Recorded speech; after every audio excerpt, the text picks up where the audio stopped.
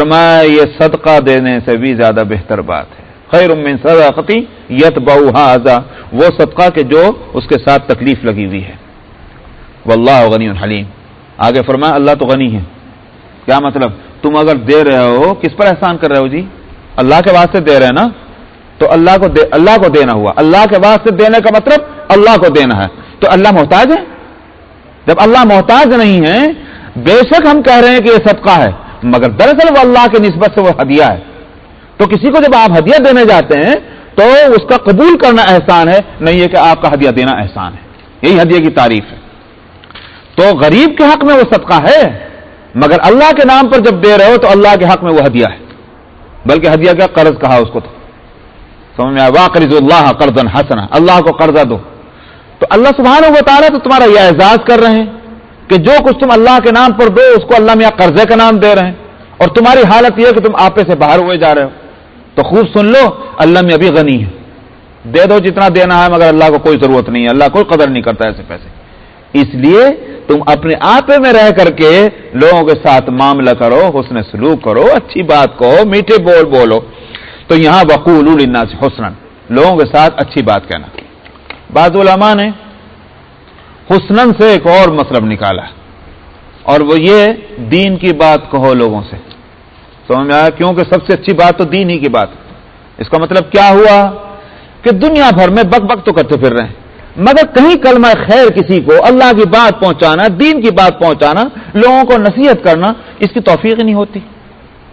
بلکہ ہونا یہ چاہیے کہ جہاں بیٹھو، جہاں کہیں بات ہو، کہیں مجلس ہو، کوئی نہ کوئی بات جو ہے وہ اللہ کی، اس کے رسول کی، قرآن کی، حدیث کی، دین کی، شریعت کی وہاں کہہ دینی چاہیے.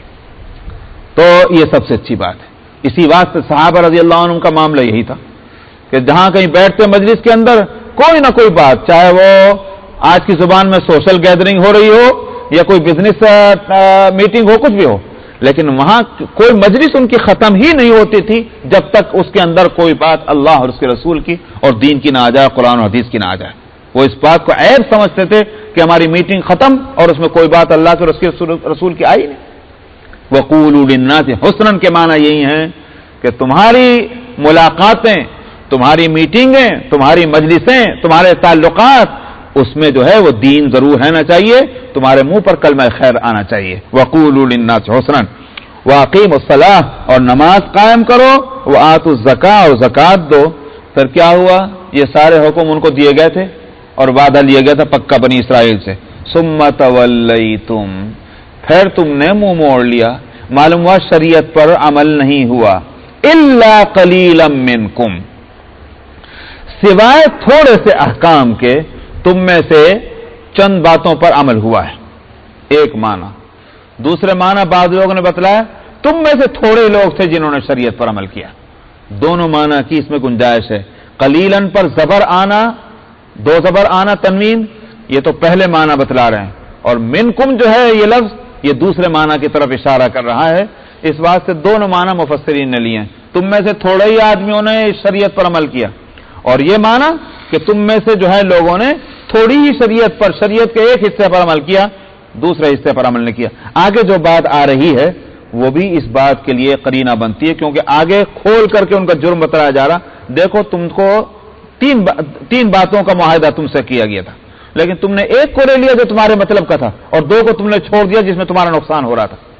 تو معلوم ہوا کہ یہاں بھی وہی مراد ہے کہ پوری شریعت پر عمل نہیں کیا، تھوڑے مسائل پر تم نے عمل کیا، باقی مسائل کو پس پش ڈال دیا. آگے فرماتے ہیں وَأَنْتُمْ مُعْرِضُونَ إِلَّا قَلِيلًا مِّنْكُمْ وَأَنْتُمْ مُعْرِضُونَ. شریعت پر عمل کرنے کی دو وجہ ہو سکتی ہیں. ایک وجہ تو یہ ہے، بلکہ تین وجہ ہو سکتی ہیں، کہ مثال کے طور پر ناممکن ہو گیا عمل کرنا. ایسی صورت حال پیدا ہو گئی کہ ناممکن ہے. مثلا ایک مثال میں دیتا ہوں. مثال اس کی یہ ہے کہ آپ ایک ایسی چھوٹی سی بوٹ میں، آپ چھوٹی ہو یا بڑی ہو، بہرحال آپ سفر کر رہے ہیں. موجیں اٹھ رہی، سمندر میں طوفان آ گیا، سمجھ میں اب وہ جو ہے جہاز اور شپ وہ اوپر اور نیچے ہو رہا ہے. نماز کا وقت آ گیا. نماز تو پڑھنی ہے، لیکن نماز میں قیام بھی ہے، رکوع بھی ہے، سجود بھی ہے. آپ کھڑے نہیں ہو سکتے. کیوں نہیں کھڑے ہو سکتے؟ جہاز کی شپ کی پوزیشن یہ ہے کہ وہ آپ کو کھڑے نہیں ہونے دے رہا ہے. اب قیام کا جو مطالبہ ہے شریعت کا کہ قیام فرض ہے، وہ عمل کرنا ممکن ہی نہیں ہو رہا ہے. تو عمل نہ کرنے کی ایک صورت کیا ہے؟ عمل کرنا بس میں نہیں ہے. اور دوسری صورت کیا ہے کہ صاحب غفلت ہے، خواہش نفس یہی کہہ رہا کہ عمل نہ کرو، دنیا کا کوئی فائدہ ہے، بدن کا کوئی آرام اس میں ہے کہ عمل نہ کرو، مطلب وہ غفلت ہے. دوسری وجہ یہ ہو سکتی ہے، مثال کے طور پر بھائی فجر کی نماز کا وقت ہے، کیوں نہیں پڑھتے؟ نیند آ رہی، سمجھ میں آیا، بڑی میٹھی میٹھی نیند آ رہی، اس واسطے نہیں پڑھ رہے. یہ کیا ہوا؟ یہ نہیں کہے گا کہ نماز پڑھنا ممکن نہیں ہے. اگر فکر ہوتی تو 1000 جتن کیے جاتے اس نماز کے لیے، لیکن چونکہ غفلت ہے اس واسطے سو رہے. ابھی اگر یہ کہہ دیا جاتا کہ صبح کو 5 بجے سے ڈیوٹی ہے، فوراً بھاگ کھڑے ہوتے. لیکن نماز چونکہ اس کی اہمیت نہیں ہے اس واسطے نماز فجر کی غائب ہو رہی. اس کو کیا کہیں گے؟ عمل نہ کرنا غفلت کی وجہ سے ہے، مجبوری کی وجہ سے نہیں. وانتم موردون میں یہی بات کہی گئی ہے کہ تمہارا شریعت کے کچھ مسائل پر عمل کرنا اس وجہ سے نہیں تھا کہ مجبوری تھی، وانتم موردون، بلکہ یہ کہ تم منہ موڑ رہے تھے. یہ غفلت تھی، اور وہ بھی یعنی کہیے کہ حالات ایسے نہیں تھے کہ تم عمل نہیں کر سکتے تھے، کوئی مجبوری تھی، بلکہ یہ تم چاہتے ہی نہیں تھے ان پر عمل کرنا. وانتم موردون وَإِذْ أَخَذْنَا مِيثَاقَكُمْ، اور اس وقت کا ذکر کیجئے کہ جب ہم نے تم سے، اے بنی اسرائیل، تم سے عہد لیا تھا کہ تم اپنا خون نہیں بہاؤ گے. اپنا خون بہانے کیا مطلب ہوتا ہے؟ یہ قرآن کا عجیب کمال ہے، اور وہ یہ کہ دوسروں کے خون بہانے کو اپنا خون بہانا قرآن کہتا ہے. اس تعبیر سے بتلانا یہ ہے کہ وہ تمہارا بھائی ہے، چاہے رشتہ ہو کہ نہ ہو، آخر وہ بھی انسان ہے جس طرح تم انسان ہو. اس کا خون بھی قیمتی ہے جس طرح تمہارا خون قیمتی ہے. نمبر 1 تو اس طرح سے اس کا خون بہاتے وقت ایسا سمجھو جیسے تم اپنا خون بہا رہے. تو ایک تو یہ بات ہے، یہ گویا کہ اخلاق پیدا کرنے. دوسری ایک اور بات کیا ہے؟ دوسری ایک بات یہ ہے کہ آج جس نے قتل کر دیا ہے ایک قتل، وہ نہ سمجھے کہ اس کی جان جو ہے وہ محفوظ ہو گئی. اگر قتل کا یہ سلسلہ چلتا رہا اور اس کو کہیں روک نہیں لگائی گئی تو پھر یہ قتل اتنا عام ہو جائے گا کہ قاتل بھی قتل ہونے لگ جائیں گے. اسی واسطے آگے سورہ بقرہ میں آئے گا مسئلہ وَلَكُمْ فِي الْقِصَاصِ حَيَاتٌ يَا أُولِي الْأَلْبَابِ لَعَلَّكُمْ تَعْقِلُونَ. فرمایا کہ قصاص کہتے ہیں قتل کے بدلے میں قتل کرنے کو. ایک شخص نے قتل کیا، کیس جو ہے وہ کورٹ میں گیا، جج نے ساری کاروائی کرنے کے بعد فیصلہ کیا دیا؟ قاتل ہے اور اس کو قتل کیا جانا چاہیے. کوئی شخص کہنے لگے میرے کوئی بات ہوئی ہے، ایک تو قتل ہوا سو ہوا، تم دوسرا بھی قرار ہے. سمجھ میں آیا؟ تو فوراً انسان کی عقل کیا کہے گی؟ میں چھوڑو بھائی، آج یہ تو ہوتا ہے نا، سمجھ میں ڈیمانسٹریشن ہو رہا ہے، ارے بھائی اس کو چھوڑ دو قاتل کو. تو کیوں ایک قتل ہوا تھا تم دوسرا کہاں ہو قرار ہے؟ قرآن یہ کہتا ہے کہ اس دوسرے قتل کے اندر تمہاری زندگی کا سامان ہے، اگر تمہارے اندر عقل ہے اور سمجھ ہے. کیوں؟ اس لیے کہ قاتل کو جب کوئی سزا نہیں ملے گی تو پھر نہ صرف یہ کہ وہ خود دوسرا قتل کرے گا بلکہ اور لوگ بھی قتل کریں گے اور قتل عام ہو جائے گا. اور جب قاتل کو سزا مل گئی خطرناک تو قتل وہیں رک گیا. اسی واسطے جب جس ملک میں شرعی حدود نافذ ہوئے جرائم کی وہاں سے چھٹی ہو گئی. جرائم ہے ہی نہیں، اس لیے کہ اس نے بھیانک سزا کون لینے کو تیار ہوگا؟ سمجھ آئے؟ چور کے ہاتھ کاٹ دیجئے تو چوری ختم، زنا کرنے والے کو کوڑے مار دیجئے 100 تو زنا جو ہے کبھی خواب میں بھی نہیں ہونے کا. لیکن یہ آج جو صورتحال ہے کہ شادی تو بہت بھاری ہو گئی، نکاح بہت سستا، وہ جو ہے زنا بہت سستا ہو گیا. کیوں؟ اس واسطے کہ ہم نے خود شادی کو اتنے خرچ، اتنے اخراجات، اتنی رسمیں، عورتیں سن لیں صاحب میری بات کو، وہ سارے ہندوستان پاکستان میں جتنی بھول گئے ہوں گی رسمیں ساری لا رہے ہیں. انہوں نے کہا صاحب یہ مہندی ہے، یہ کیا وہ مجھے تو نام بھی نہیں آتے حضرت، کچھ آپ کو آتے ہیں کیا؟ وہ ہے، یہ فلانا ہے، وہ ڈھماکہ ہے، یہ ہے وہ ہے. سمجھ میں ایک طرف تو یہ ہے کہ صاحب ہم بڑے ترقی یافتہ ملک میں آ گئے ہیں، اور دوسری طرف وہ ساری چیزیں لائے جا رہی ہیں. یہ شیطان کی طرف سے ہے. یہ کیوں ہے؟ یہ اس لیے کہ شادی مہنگی سے مہنگی ہوتی چلی جائے. اور خوب یاد رکھیے آپ اس کو، علماء نے بالکل صحیح لکھا ہے یہ، جتنی شادی کو مہنگا کرتے جاؤ گے زنا اتنا ہی سستا ہوتا چلا جائے گا. سمجھ آیا؟ وہ چاہے میری بیٹی نہیں ہو کسی اور کی بیٹی ہے، وہ میری بیٹی ہے جو زنا کر رہی ہے اور زنا کرا رہی ہے، وہ بیٹا میرا بیٹا چاہے حقیقی نہ ہو لیکن وہ بیٹا میرا ہی ہے کہ جو زنا کر رہا ہے، وہ انسان کا بیٹا ہے. یہ ہم کیوں نہیں سوچتے؟ لیکن ہم ایک وقتی سوچ ہماری ہے. اس وقت جو ہے ہمارے من چاہتی ہے بات ہو جانی چاہیے، ہمارے ذرا دوستوں میں واہ واہ ہو جانی چاہیے. تھوڑی دیر کی واہ واہ میں لاکھوں ڈالر خرچ کیے جاتے ہیں، تھوڑی دیر کی واہ واہ، اور اس کے بعد لوگ کھا پی کے اپنے گھر میں رات کو سوئے تو صبح کو یوں بھی یاد نہیں رہتا کون سی دعوت میں ہم نے کیا کھایا تھا. ذرا سی دیر کی واہ واہ ہے اور اس پر لاکھوں ڈالر خرچ کیے جاتے ہیں. تو میں عرض کر رہا ہوں کہ زنا کرنے والے کو جب سزا سخت دی گئی اور شادی کرنے کو شریعت نے آسان کیا تو کیا ہوا کہ صحابہ کی 1,00,000 سے زیادہ تعداد میں ایک آدھی واقعہ ملتا ہے زنا کا. لاکھوں کے 1,24,000 صحابہ میں ایک ہی واقعہ ملتا ہے تاریخ میں ایک واقعہ زنا کا ہوا تھا، ایک یا دو، اللہ اللہ خیر صلی اللہ. تو یہ ہے اس سزا کا اثر. تو یہاں قرآن پاک میں لفظ لائیں وَلَا تَقْتُلُوا أَنفُسَكُمْ، کہاں گیا؟ لا تسفكون دماءكم، اپنا خون نہ بہاؤ. اور وَلَا تُخْرِجُونَ أَنفُسَكُمْ مِنْ دِيَارِكُمْ، تم اپنے آپ کو اپنی بستیوں سے نہ نکالو. یہاں بھی وہی مراد ہے کہ صاحب ایک دوسرے لوگوں پر چڑھائی کر دی، حملہ کر دیا اور بے وجہ ضد کے اندر آ کر کے ان کو نکال کر گھر سے بے گھر کر دیا، در سے بے در کر دیا. فرمایا تھا کہ یہ کام مت کرنا، مقابلہ ہو میدان میں لڑو، حق کے ساتھ لڑو، لیکن بستیوں کو مت الٹو.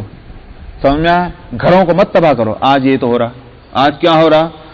ملٹری چھوڑ پبلک پر بمباری ہو رہی، پورے بغداد جو ہے تباہ کر دیا گیا. بہت کچھ، ہم بہت پہلوان ہیں ساتھ، ہم بہت بہادر ہیں، ہم نے پورا بغداد جو ہے وہ تباہ کر دیا. ارے بھائی جو مجرم ہیں ان کو سزا دے لو، وہ تو اب بھی تن دنا رہے ہیں. اگر وہ مجرم ہیں تو اب بھی تن دنا رہے ہیں. مجرم تو اب بھی فارغ ہے اور بیچارے بے قصور مارے جا رہے ہیں. یہ کون سی بہادری ہوئی؟ قرآن نے بنی اسرائیل سے مطالبہ کیا تھا کہ بستیوں سے مت نکالنا لوگوں کو.